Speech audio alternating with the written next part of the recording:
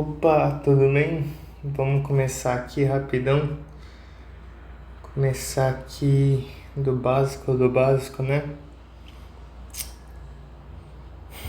Primeira coisa, vamos falar sobre carga elétrica. A carga elétrica, né? Ela vai indicar, ela vai caracterizar meio que assim uma molécula, né? A gente conhece a carga elementar, que é esse Ezinho, que é meio que a menor carga que a gente já conseguiu medir, que seria dos elétrons e dos prótons. Os elétrons seriam o do menos, né? Menos 1,6. E os prótons seriam mais, obviamente, né? Aí como que eu calculo a carga, né? A carga de, sei lá, um condutor, um isolante, carga de um elemento. É aplicando essa fórmula aqui. Esse N vezes a carga elementar. Esse N nada mais do que é o número de prótons menos o número de elétrons. Coisa básica, né? Por exemplo, aqui, né, nesse exemplo, 3 prótons, 1 elétron, 2. A carga, 2 é. Ele seria 2 vezes esse aqui. De boa, né? Tem essas unidades de medida aqui. O millicoulombs, que seria isso aqui. Microcoulombs, nanocoulombs e picocoulombs. São medidas bem importantes, né? Porque quando a gente está lidando com carga, às vezes tem umas unidades bem pequenas, né? Aí isso aqui é só nada a ver, só para decorar. Aí vamos para a segunda parte, né? Os processos de eletrização. Já começa a ficar um pouquinho mais interessante, né? Contato. Como que acontece a eletrização por contato? A gente tem dois corpos condutores. Vamos supor que um está carregado positivamente. Tem mais cargas positivas do que negativas. Eu vou colocar aqui dentro a carga melhor, né? Tipo aqui, ó, tá carregado mais positivo do que negativo. E aqui, sei lá, também mais positivo do que negativo. Menos. Quando a gente encostar, né? O que vai acontecer? Vai encostar aqui e vai haver a passagem de elétrons, né? Menos.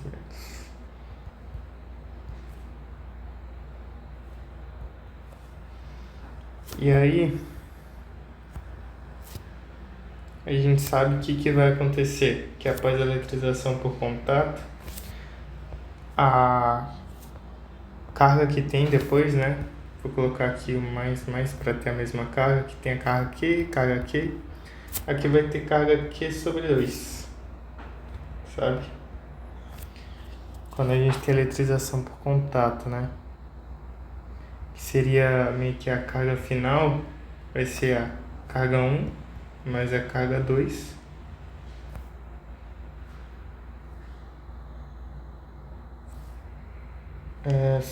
Não, deixa pra lá. Enfim, a gente sabe dessa eletrização por contato. Agora, por atrito, a gente precisa de dois materiais isolantes para fazer por atrito. Basicamente, eles estão neutros.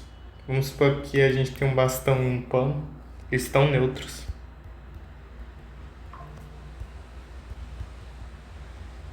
Aí, o que acontece? A gente vai atritar eles, né? Passar o pano no bastão, no que for. E aí, o que vai acontecer? Esse atrito, a energia gerada pelo atrito, vai meio que excitar os elétrons. Esses elétrons vão ficar pulando de um material para o outro. E acontece que alguns materiais eles tendem a ganhar esses elétrons e outros tendem a doar, né? Vamos supor que esse aqui tende a receber elétrons, ele vai ficar negativo. E aí a gente pergunta por que não pode ser com material condutor, né? Porque maioria das vezes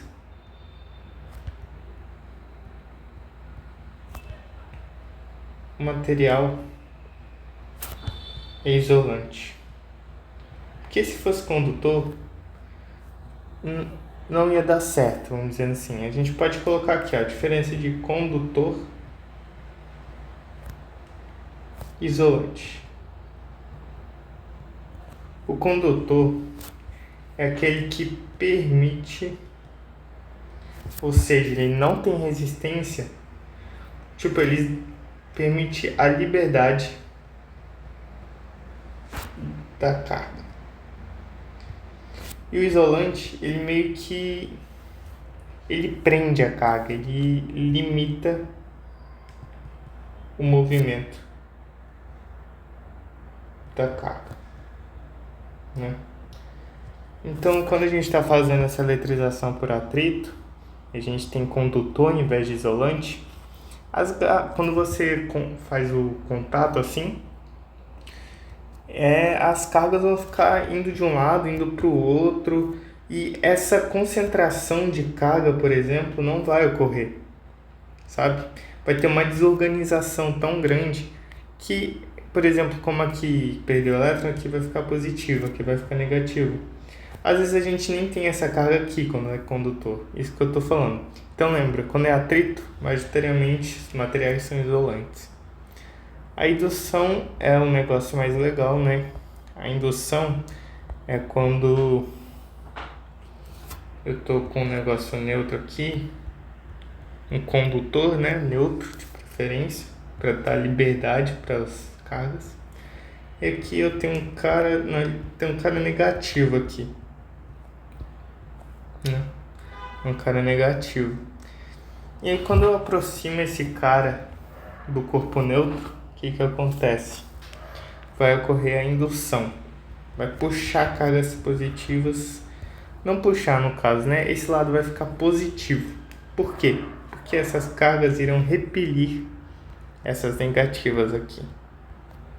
Certo? E aí tá, você vai perguntar, não, e agora? Não mudou nada essa carga no neutro, né? Você só separou ela.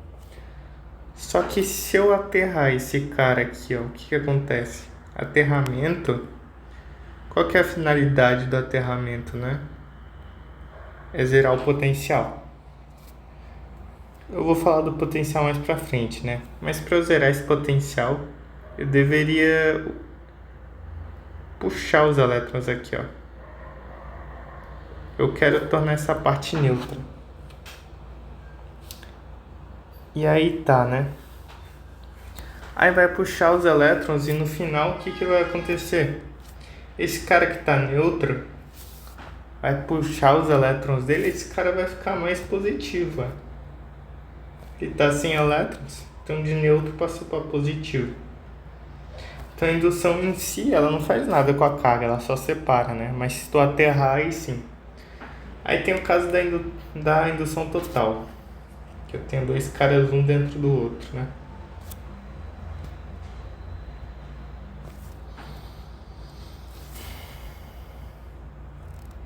Ocorre o seguinte, eu vou falar, na real, que tem uma carga aqui, ó, mais que. O que seria indução total? Ela puxar todas as cargas negativas da casca de fora. Tipo, tem uma casca fora e tem esse ponto central, que é a carga. O que essa carga vai fazer? Indução total. Ela vai puxar essas cargas negativas aqui, deixando as cargas positivas, deixando o lado externo positivamente eletrizado. Essa é a indução total. Beleza, agora a gente vai para a lei de Coulomb. A lei de Coulomb, todo mundo conhece, né? A força é igual a constante eletrostática, o módulo das cargas, né? Aqui a gente meio que não liga para o sinal, sobre a distância ao quadrado. Aí a gente vai aplicar aqui, né? Vamos fazer uma aplicação. Vamos supor que eu tenho um anel está positivamente carregado e uniformemente eletrizado, esse anel. E aí eu tenho uma carguinha bem aqui, ó. Eu quero saber a força que esse anel tá aplicando nessa carguinha. Como é que eu faço, né? A primeira coisa que eu vou fazer é pegar uma parte infinitesimal desse anel. Vou chamar de dq. Esse dqzão no caso, né? Porque o anel todo eu vou chamar de carga Q. Esse dqzão está fazendo uma influência nessa carga aqui, concorda? Como é positivo, a força que ele está fazendo, né? Eu vou chamar de dF. É aqui, ó.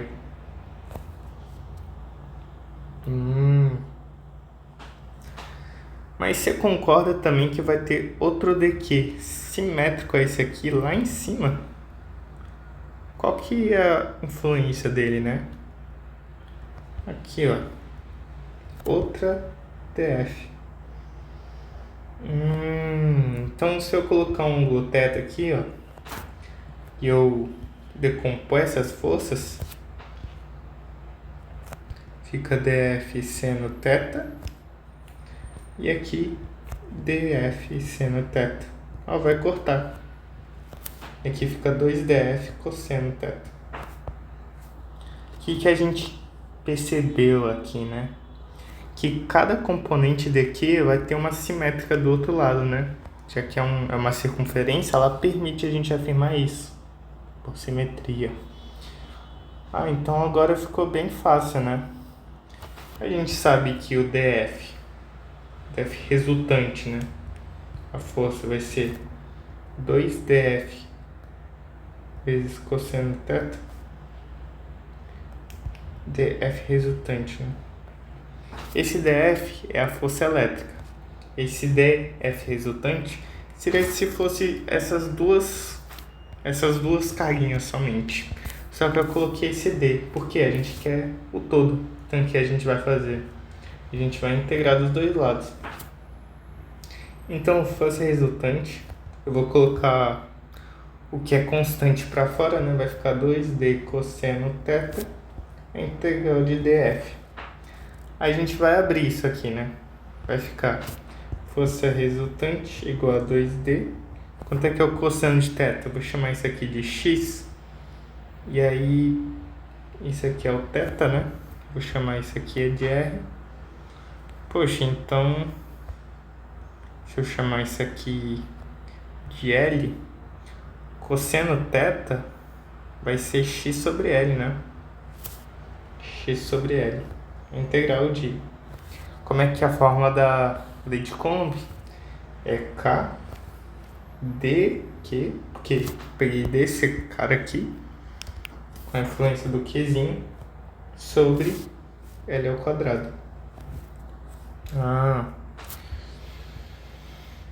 Então, resolvendo isso aqui, vai ficar 2, tirando as constantes, vai ficar só isso aqui. E a gente quer de 0 a Qzão. Então, completando, né, a força resultante é igual a 2D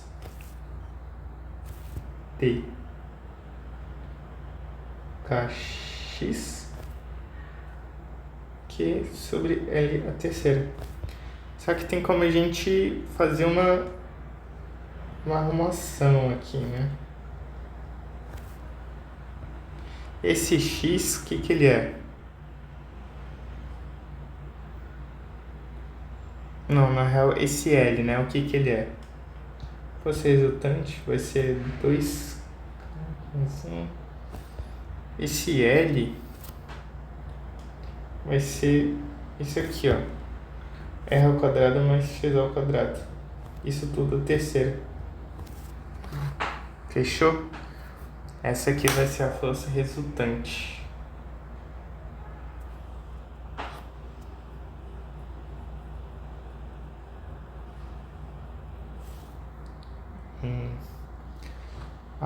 Então a gente viu aqui a lei de Coulomb. Lembra que uma grandeza ela é vetorial, tá? Então, se eu tenho várias cargas aqui, Q1, Q2, Q3, eu quero influência nesse cara aqui, nesse ponto P, eu tenho que considerar vetorialmente o impacto de cada uma delas. Fazer uma soma vetorial.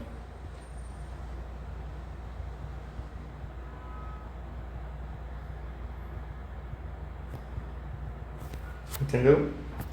Vetorial, não escalar. Escalar seria somar que nem número, lembra disso. Vetorial, tu mexe com vetor, decompõe ou faz lei dos cossenos. Sacou? Lembra disso. Outra coisa agora, né? Linhas de campo e campo elétrico. Vamos primeiro falar de linhas de campo, né? Quando tem uma carga pontual, o que acontece, né? O que ela influencia no espaço? Ela tem linhas de campo que elas não se fecham, elas não começam e terminam nela mesma. Elas simplesmente começam na carga e vão para o infinito. E se eu tenho uma carga de sinal negativo, sinal contrário, as linhas de campo estão chegando nela do infinito. Então, por exemplo, essa linha de campo aqui, ela vai do infinito, vai, e chega nessa carga negativa. Lembra que sempre sai da positiva e entra na negativa. É importante saber disso. E tá. A gente pode afirmar assim que a densidade das linhas de campo é proporcional ao campo elétrico. Então, por exemplo, eu tenho várias linhas de campo assim, ó.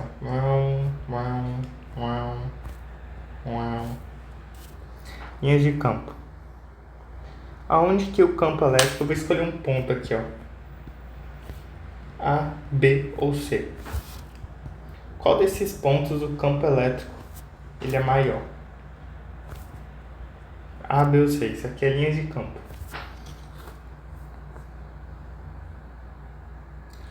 Vai ser no A, né? Por quê? Quanto maior a densidade de linhas, quanto mais linhas estão juntas, maior o campo elétrico. Sacou? Beleza. A gente falou então que a densidade de linhas é proporcional ao módulo do campo. Agora a gente fala também que o número de linhas é proporcional à carga. Ou seja, tá vendo essa carga mais Q aqui? Tá saindo 1, 2, 3, 4, 5, 6, 7, 8. 8 linhas de campo, certo? Se tá saindo 8 linhas de campo, quer dizer que Q é igual a 8K. Isso que significa ser proporcional. A mesma coisa para esse menos Q aqui, ó. Proporcionalidade, né? E outro aspecto importante, né, é que se eu tenho uma linha de campo qualquer, né, linha de campo, eu quero, por exemplo, saber qual que é a direção, qual que é o sentido do campo elétrico nesse ponto aqui, nesse ponto A. É muito simples. Eu pego a tangente, ou seja, 90 graus, certo? Sempre pego a tangente, a reta tangente à curva vai ser a direção e o sentido do campo elétrico. Sempre tangente. Um ponto. Tangente, lembra, só pega em um ponto. Bem simples, né? Beleza. Agora, a ideia de campo elétrico, ela fica bem consolidada quando tu pensa que a força é uma consequência do campo. Então, tá vendo essa carga mais que? Pum, brotou ela. E agora se eu colocar uma carga aqui, ela sente força. Se eu colocar uma carga aqui, ela sente outra força. Os campos elétricos também são diferentes, mas ela só sente força porque tem um campo elétrico. Se eu colocasse essa carga aqui, no mesmo lugar, e eu simplesmente deletasse essa aqui, ela não ia sentir mais força. E ela não acontecia nada. Agora coloquei essa, pronto. Linha de campo, campo elétrico, força elétrica. E como é que a gente representa isso, né? A força é o campo vezes a carga. Bem fácil, né? Bem simples. Agora, é uma ideia mais complexa, que serve para calcular campos elétricos em superfícies. A gente utiliza as chamadas gaussianas, né? Tem a gaussiana cilíndrica, esférica e tem a chamada pillbox. É meio extenso falar delas agora, então só vou dar uma passada por cima. Se você quiser saber o determinado campo elétrico de uma determinada superfície, qualquer que for, você pode usar essas gaussianas. E para você saber o campo elétrico, você tem que usar a lei de Gauss. A lei de Gauss, ela é muito útil, que basicamente fala que o fluxo, né, que é a integral de EdS, ela vai ser o que? A carga interna sobre a epsilon zero. Ela é muito útil para saber o campo elétrico e tal. Usa bastante ela. Um exemplo, né? Vou aproveitar que eu acabei de citar ela. Tem um condutor aqui. Um condutor que eu quero saber o campo elétrico na superfície dele, bem aqui, ó. Tem as carguinhas dele aqui. Ele tem equilíbrio eletrostático. Bem aqui, ó. Vou dar um zoom.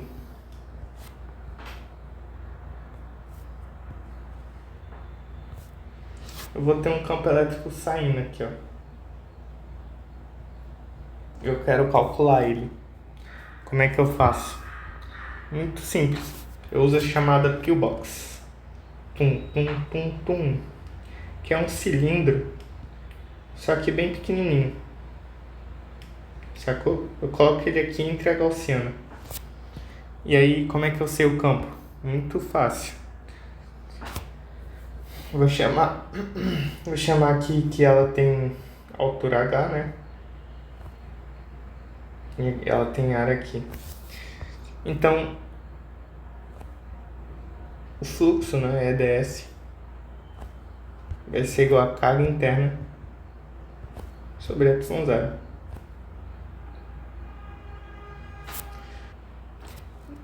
Daí vamos supor que esse condutor, que essa superfície, ela tem uma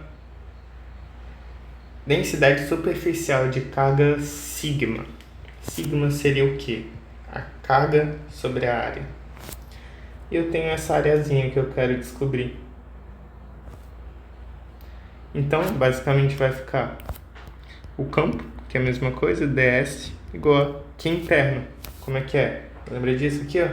Vai ser sigma vezes a área, epsilon zero. Esse ds é a área, isso aqui é a área, então vai cortar. Então o campo vai ser sigma sobre epsilon zero. Uma utilidade aí. A gente então acabou de achar o campo num condutor em equilíbrio eletrostático, né? Enfim, a gente vai falar disso mais pra frente também. Mas aqui, ó. Agora, potencial elétrico e superfícies equipotenciais. Quando tu pensa em potencial elétrico, tu tem que pensar nessas duas coisas. É uma grandeza escalar. Está relacionado ao trabalho da força, né? Tá aqui as fórmulas principais. E vamos provar aqui o trabalho da força elétrica, né? Por que ela está relacionada ao potencial? Muito simples. Trabalho, o que ele é? Lembra? Ele é a integral da força pelo caminho. Se a gente desenvolver isso aqui, de 1 a 2, né? Claro.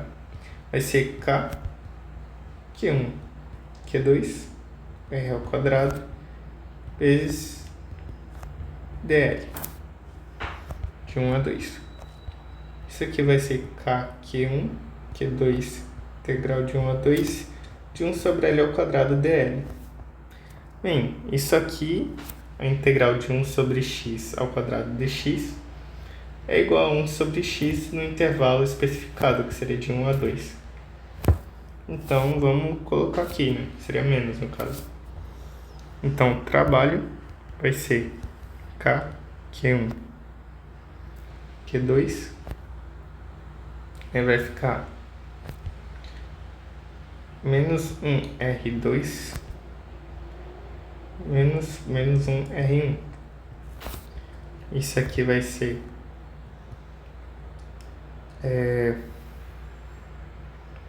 menos KQ1, Q2 sobre R2,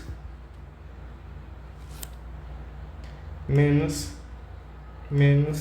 KQ1, Q2 sobre R2. E o que isso significa, né? A gente acabou de encontrar que o trabalho, aqui ó, tá vendo isso aqui? Energia potencial elétrica. É literalmente isso aqui, mano. Eu só troquei o Q1 por Q1 e tal, só troquei a carga, mas é a mesma coisa. Então a gente vai colocar o energia potencial elétrica de R2 menos energia potencial de R1. E aqui, ó, a primeira forma que a gente colocou aqui, ó, potencial é igual a energia potencial elétrica sobre a carga. Beleza. Então como é que vai ficar? Vai ficar Q1, aí VR2 menos Q1 VR1. Então trabalho e nada mais nada menos do que Q vezes delta V. Olha aqui, da hora, né?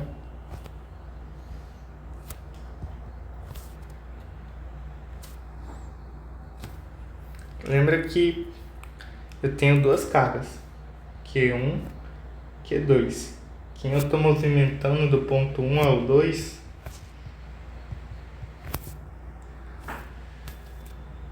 é o Q1, certo?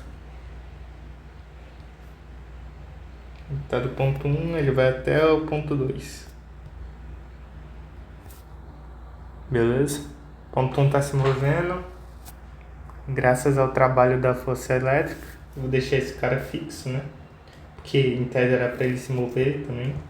Se os dois forem da mesma carga, mesmo sinal, né?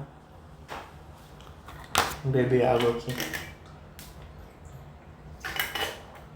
Fechou?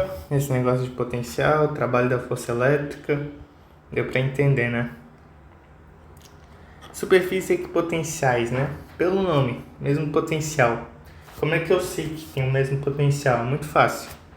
Se tu traçar uma reta e ser perpendicular a todas as linhas potenciais, lembra que tem que ser tangente? O campo elétrico é tangente às linhas de campo. Então aqui tem equipotencial, mesmo potencial. Mesma coisa aqui, ó. Aqui é. Mesma coisa. Não tem nada demais aqui. Agora, a gente pode falar também de uma forma muito útil para calcular potencial elétrico sabendo o campo. Que é tipo V2 menos V1. O que ele vai ser? Vai ser a integral de EdL de V2 a V1. Muito útil para... Lembra que isso aqui é o produto escalar, tá bom? É o produto escalar de EdL. Mesma coisa lá em cima para a lei de Gauss. Isso aqui, ó. Escalar. Fechou? Beleza. Vamos falar de equilíbrio eletrostático. Quando a gente tem equilíbrio eletrostático num condutor, a energia não. O campo elétrico interno é nulo, né? E a superfície tem o mesmo potencial. Tipo aqui, ó. Aqui é interno, é nulo. Se fosse fechado, né?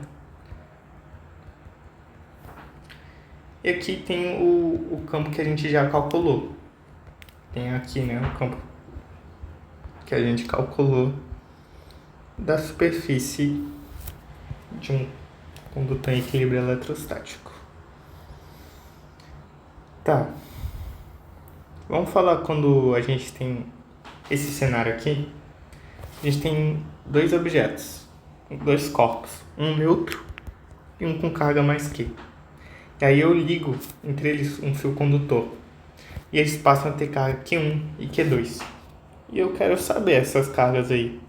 Estou considerando, para ficar mais geral, eu vou considerar R1 e aqui R2, tá?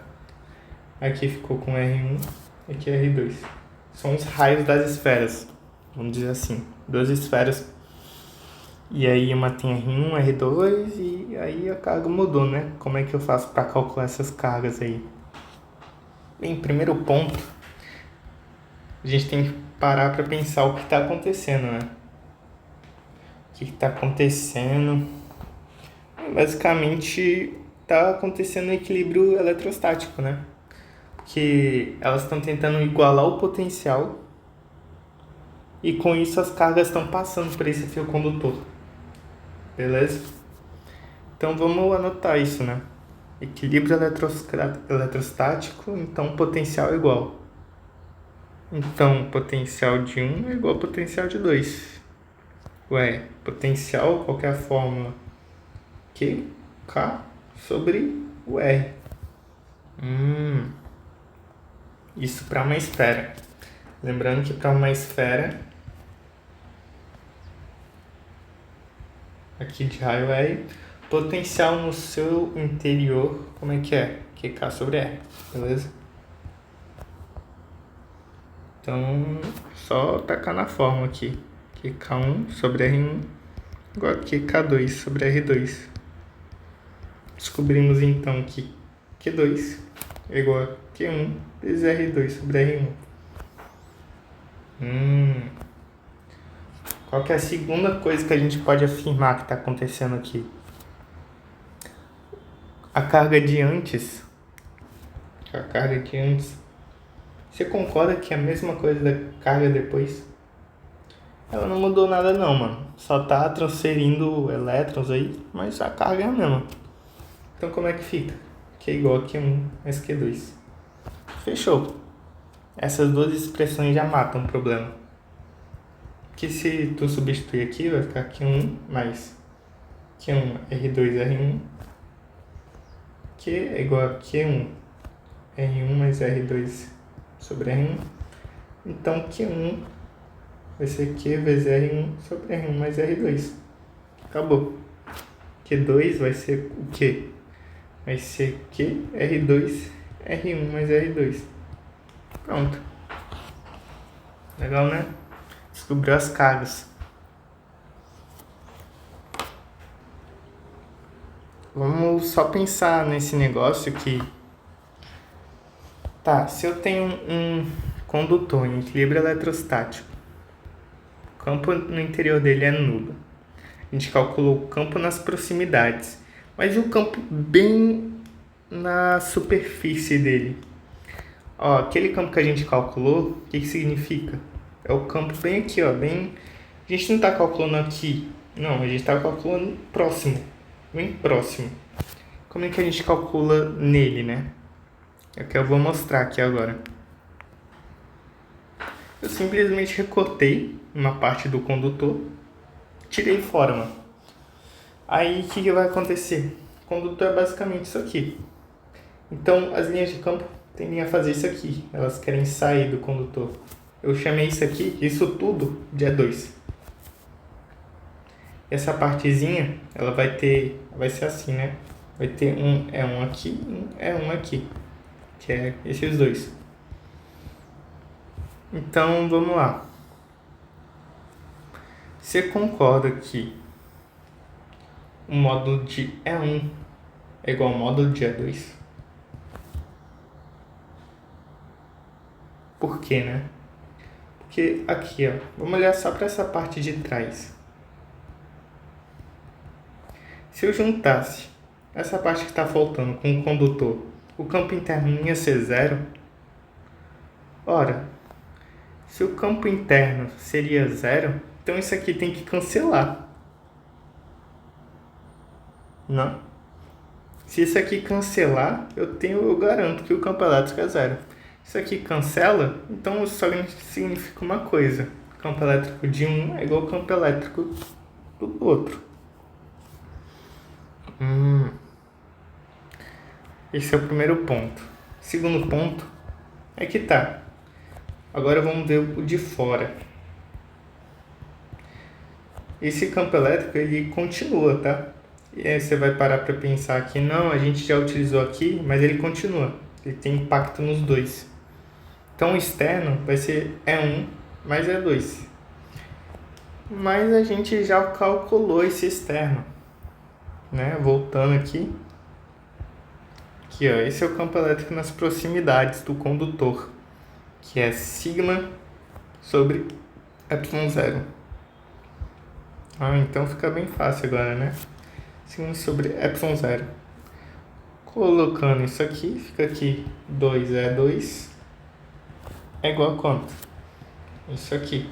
Então, E2 igual a sigma sobre 2ε0.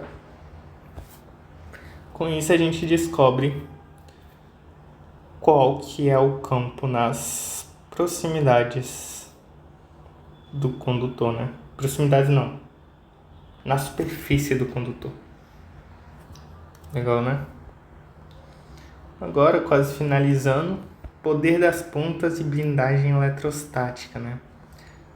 Primeiro falando desse poder das pontas, que nada mais, nada menos que é... Peraí que vai ser... Aqui. As cargas, elas tendem a se concentrar nas pontas. Por quê, né? Vamos parar para pensar que a densidade é maior, né? A densidade de carga, a gente pode falar carga por volume. Densidade de carga, volume.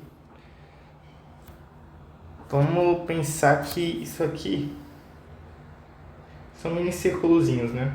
Círculozinhos que estão aumentando. Esferas, no caso, né? Esferas, tá mal, esferas. O volume de uma esfera é 4π, r a terceira é sobre 3. Se eu estou diminuindo, aqui tem uma esfera grandona, aqui tem uma menos, aqui tem uma menos. Se eu estou diminuindo o raio,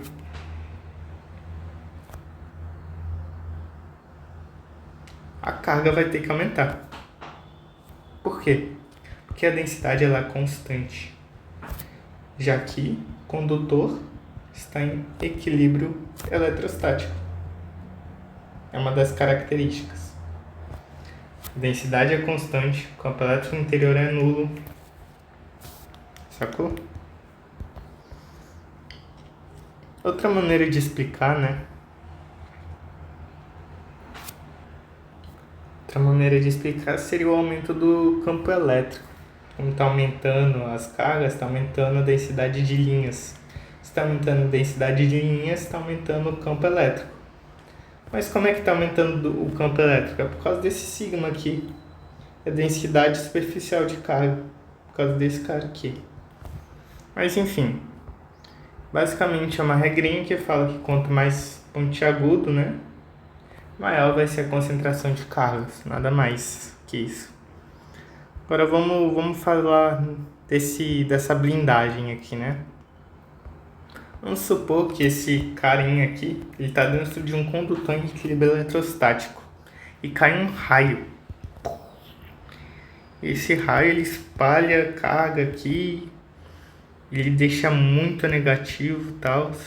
Mas por que esse cara não toma choque, né? O que é tomar choque? Tomar choque é simplesmente corrente, passar, seu corpo servir de passagem de corrente. Ou seja, para você tomar choque, corrente passa no seu corpo. Quando você... Beleza? Qual que é o requisito para uma corrente passar? Ela precisa de uma DDP. Ou seja, V2 tem que ser, menos V1 tem que ser diferente de zero. Lembra daquela regra aqui? Se isso aqui é zero, isso aqui tem resistência, então a corrente é zero. Isso aqui é a lei de Ohm, né? Então, se a diferença de potencial é zero, eu tenho uma resistência. Então, a única coisa que pode ser zero é a corrente. Ora, mas se não passa a corrente, eu não tomo choque. Mas como é que eu provo que não tem essa diferença de potencial, né? Porque, então, a gente chegou na conclusão que se não tem diferença de potencial, eu não tomo choque. A condição aqui é porque o campo no interior, como a gente tinha falado, é zero. Ora, se o campo é zero, a gente sabe que V2 menos V1 igual a integral de E dl. Se aqui é zero, V2 é igual a V1. Muito simples, muito simples. Eu queria provar aqui também, esqueci de provar, é isso aqui, ó, deixa eu colocar bem aqui.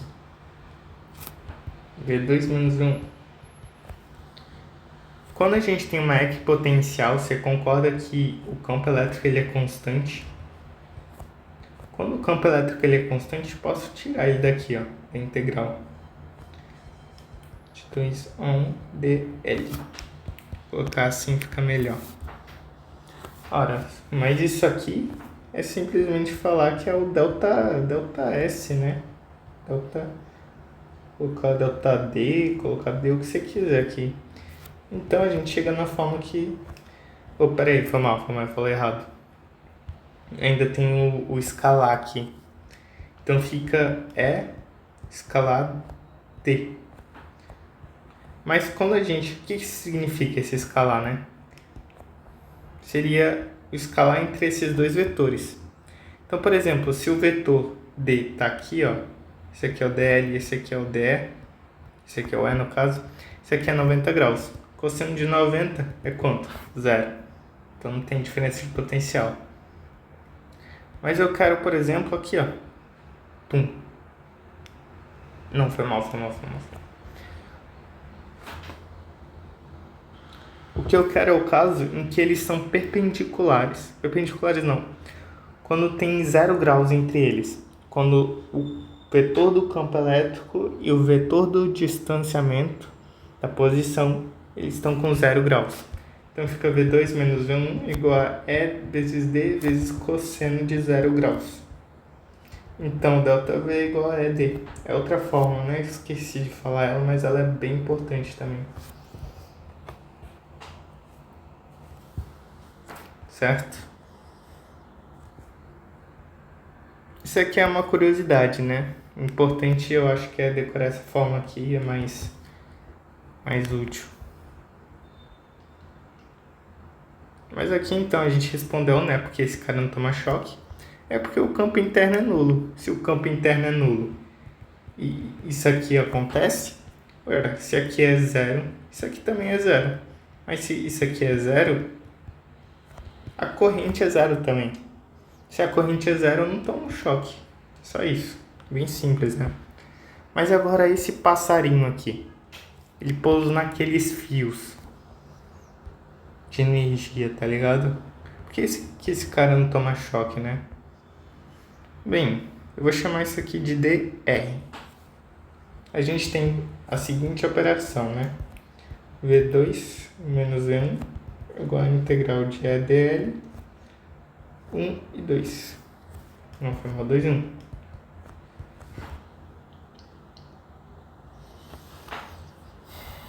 né? Qual que é a forma do potencial? Essa aqui. Vamos supor que eu tenho um eixo cartesiano bem aqui, ó. Passei aqui, ó. Pá. Eu chamei isso aqui de...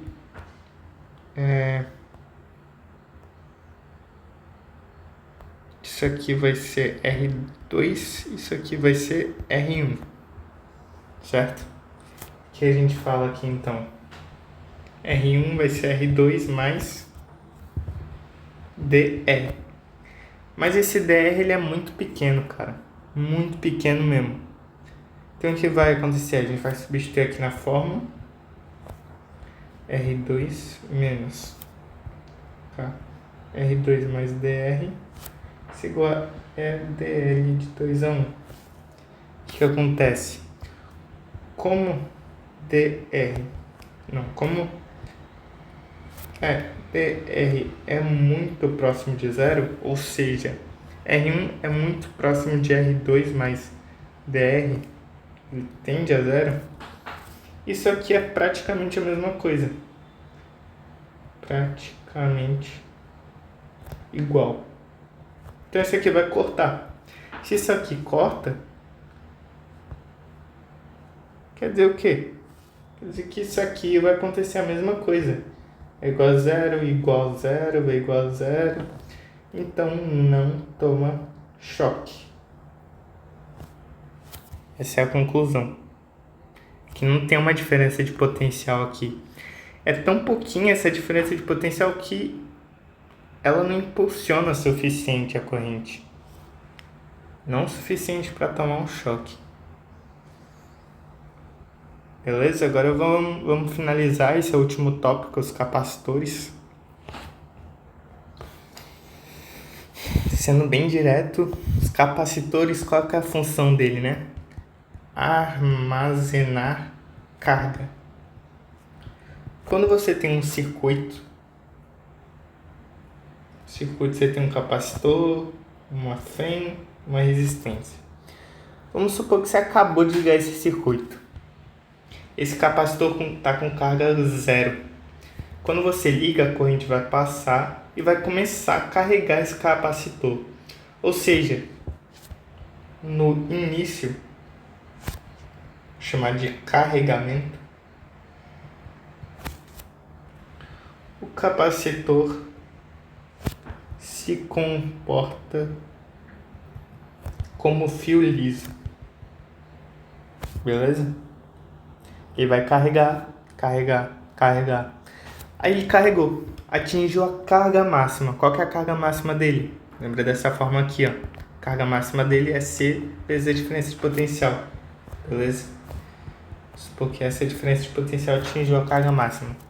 Então, o que vai acontecer, né? Quando atingir carga máxima, ele inibe a corrente. Então ele não deixa passar a corrente, sacou? Então ele estava carregando, carregou, parou a corrente. Parou. E ele está carregado. Tá carregadíssimo. Não, menos aqui, foi mal. Mais.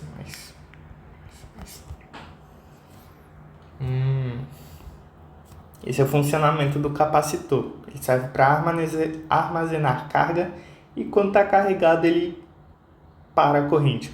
Ele só para. Aí tem a fórmula de energia dele, né? Bem basiquinho. C ao quadrado sobre 2, bem fácil de decorar. E se você usar a fórmula aqui, é só tu encontrar essa aqui. Nada demais, né? Beleza. Agora, vamos lá. Capacitores em séries, né? Eu quero calcular a capacitância equivalente. E aqui, né? Eu quero transformar isso nisso aqui. Beleza? Então tem uma corrente passando.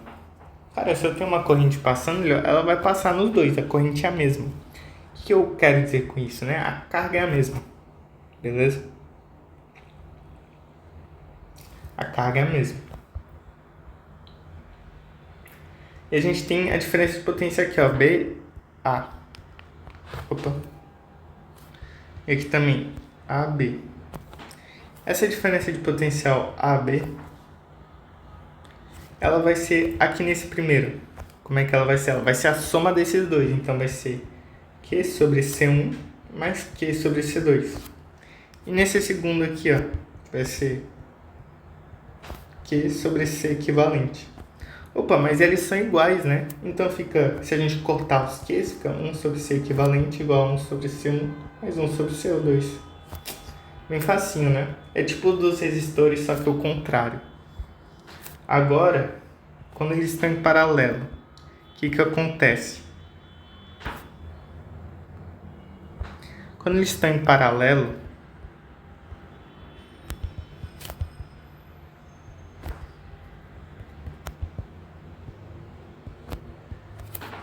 e eu quero transformar isso num equivalente, você concorda que a corrente ela vai dividir aqui? Eu vou chamar de 1 e 2. O que a divisão da corrente impacta, cara? Simplesmente a carga vai mudar. Tá vendo que aqui a carga é a mesma? É porque passa a mesma corrente. Aqui a carga vai mudar, mano.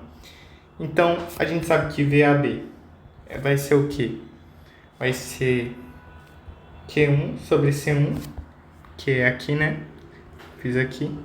Mas ela também vai ser Q2 sobre C2, porque é a mesma coisa. Mas também ela vai ser Q sobre C equivalente.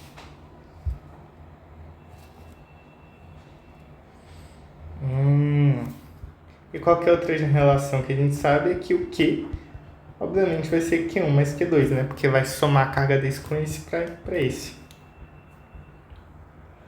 Então, se a gente só substituir aqui, a gente vai achar Q2, vou usar esses dois aqui, ó. Q2 é igual a C2Q sobre C equivalente.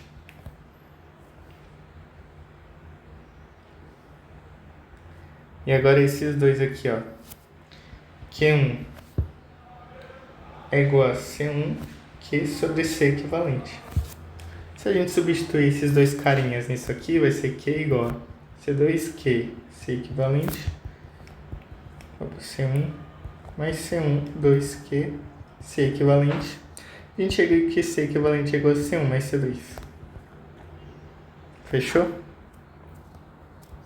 É só o contrário dos resistores, mano. Bem facilzinho de lembrar. Aí vamos pro último tópico aqui, mano. Pra acabar. Que é o dielétrico. Qual que é o impacto dele, né? É bem simples. O dielétrico é um isolante que eu coloco bem aqui. E ele, por ter moléculas, ele tem mini dipolos. Vamos supor que isso aqui é o mais, isso aqui é o menos. Tem mini dipolos, né? Esses mini dipolos, como é que eles impactam no capacitor? Cara, é meio lógico assim. É como se eles tampassem, como se eles usassem pouca carga aqui, ó. Para eles roubassem uma pouca carga porque eles estão meio que diminuindo o potencial, sacou? Eles estão pegando essa carga aí para eles de pouco a pouco, de pouco a pouco. Então o potencial ele vai reduzir entre esse cara e esse cara que eu tô falando, certo? Ou seja, se não tivesse esse dielétrico aqui, sumisse, opa, tá livre. Vou usar à vontade esses caras aqui. Usa, usa, usa. Mas não. Tem um dielétrico aqui, ó. Atrapalhando. Então o potencial diminui. Se o potencial diminui, lembra da forma? CV igual aqui. Ó, se o potencial está diminuindo, isso aqui é constante, então a capacitância aumenta. Então o que a gente chega? O dielétrico contribui para o aumento da capacitância. Essa é a principal função.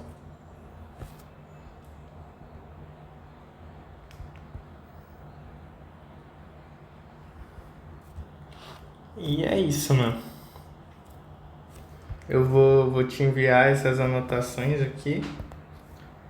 Eu espero de coração mesmo eu ter ajudado pelo menos um pouquinho.